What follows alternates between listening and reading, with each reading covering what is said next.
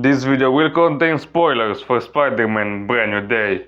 Okay, ranking all the MCU Spider-Man villains. To be fair, I'm not gonna include the ones that we saw in Spider-Man No Way Home because they're from the Tobey and Andrew films. Nothing against them, but they're not Tom Holland's villains. You know what I mean? You've been warned. Spoilers for Brand New Day. So let's begin the ranking.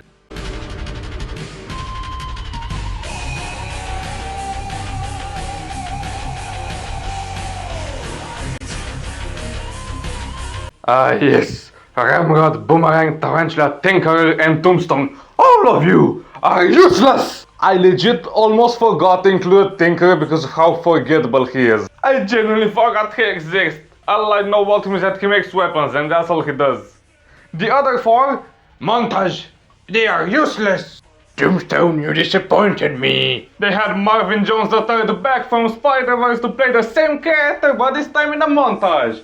The only reason I put Tombstone higher is because I like his Lego minifigure. I like it a lot, man. God damn it, Tombstone, you had one line of dialogue in a montage. That's kinda sad for me, because I really wanted you to be the main villain. The marketing made him seem like a really big villain, but he has less screen time than Spider-Man and Yelena at that fucking spa scene! Hey, don't get me wrong, that scene had some fun banter. Instead of being just a generic, oh, here you go, have some information dump, they actually tried to make it fun and interesting, like, why? I don't know, it's just like it. They really tried to put them in weird situations. Legit, Spider-Man's underwear has more screen time than Tombstone! Yes, Spider-Man's underwear! And Yelena has 2 scenes in the film. This was just her first. Tombstone, Boomerang and Tarantula all have a Lego minifigure. They legit didn't want to put Florence Pugh in the marketing, but they said, yeah, let's put the villains from the montage in the marketing. Because they make cool toys, and the truth is, they make cool Lego minifigures. I mean, would they have made the Yelena minifigure from this film? I don't think they would. Besides, we already get her in the Avengers Doomsday sets. At least you get 3 cool Lego minifigures from this film, even though they're characters that you probably don't care about. Everyone from the main cast was at the Spider-Man Brand New Day premiere and Marvin Jones III, you're not one of the main cast. Don't hate the guy, but he's not the main character in the film. Even Emmanuel Fundy has more screen time than you. I genuinely don't want to be mean, but Emmanuel Fundy's character has more screen time than Tombstone in the film. My man, Tombstone got promoted a lot in the marketing, Marvin Jones III did emotional thingies and now less than 10 seconds of screen time. Oh, the marketing must be high on drugs, isn't it? Hey, at least Marvin Jones III has a Tombstone that I won't roast, and that's from Spider-Verse. Aaron Davis, the Prowler.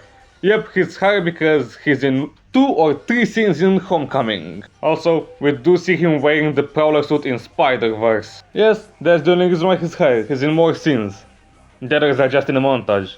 And I forgot the Tinkerer. The Shocker. A pretty forgettable henchman in my opinion, but he does have one cool fight scene which isn't a montage. And well, he's a mainstay in Homecoming, he's the secondary main villain. And funny enough, his gauntlet appears in Spider-Man Brand New Day. Yes, I know he's not comic accurate, but I don't really care much about comic accuracy, but yeah, I think it would have been nice for him to wear the comic accurate Shocker suit, but I get it, it was in the 2010s. His fight against Spider-Man is pretty cool, so that's why he's a bit higher than the others. Metzger. This guy can't lie to keep his life safe. My man is stupid as fuck. Like, you have to watch Brand New Day to understand this. I give him points because he actually killed a mutant, Jean Grey's sister. He's just a twist villain and I don't really like the guy, but hey, he killed the character even though it's off screen. Yeah, they don't show Jean Grey's sister's death, so it's off screen. So that's the only reason why he's higher than Shocker. If he didn't have one achievement, then he'd be probably lower. The Hand. I put them above Metzger because they give us the best Spider-Man fight scene. I think it's the best Spider-Man fight scene in all of live-action Spider-Man, and easily the best fight scene Tom Holland has. That's my only reason, alright? Entering the top 5 we have Emmanuel Fundy's character! But Griff, Emmanuel Fundy's character isn't a villain, he's just MJ's boyfriend, as Spider-Man likes to think. In the film he isn't, he's just a guy who kisses MJ, but you know why? He's the catalyst behind Spider-Man thinking MJ has a boyfriend and the catalyst behind Peter's depression, so he counts. I just really wanna put him above the Hand, that's all. Ezra Bridger, man. I really wanna put him above Tombstone, the Hand, Metzger, above everyone else. Emanuel Fante isn't a villain in real life, he's probably a chill guy. He loves us to call him Jabba the Hutt, Brom Titus, Land the Colorism on Instagram comment section because those are Ezra's alliances in Rebels. Pretty chill guy, I think. He even did live streams. I just want him above Metzger, alright? The Scorpion. Man, I really wanted him and Tombstone to be the main villains of Spider-Man Brand New Day, but unlike Tombstone, he has a couple of scenes. Unfortunately, we don't learn much about his personality, but he has cool fight scenes against Spider-Man, even though during one he was mind controlled by Jean Grey.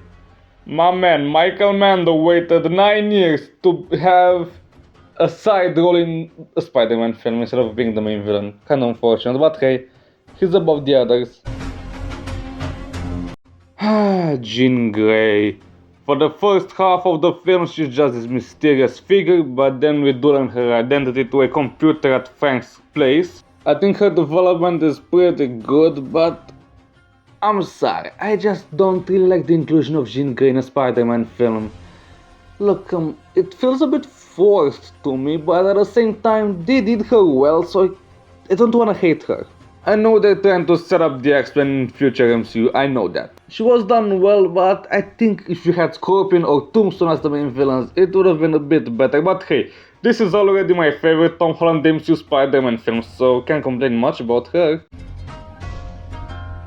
Mysterio, I really like this guy a lot in Far From Home, even though it's my least favorite Tom Holland Spider-Man film. Look, I know he's not one of those, oh yeah, he's just a villain because of Tony Stark. Yes, but also he does regret his hate to Spider-Man, and you know what? This guy was a fucking menace to Peter Parker. He's the only villain that actually won beyond the grave. Keep in mind, he's the main reason why Spider-Man went to Doctor Strange and decided, you know what, I want everyone to forget Peter Parker exists. This guy's behind it all. Yes, Batman, I mean the Vulture. This is my favorite Spider-Man villain in the MCU and in my top 5 MCU villains of all time. He has a great motivation. His suit look is not the comic accuracy, but you know what? Fuck comic accuracy, this is much better. And legit, this guy is threatening, he's pretty consistent. Also, that scene with him and Peter in the car, man, that was peak. Peak! So that's the video, bye bye then.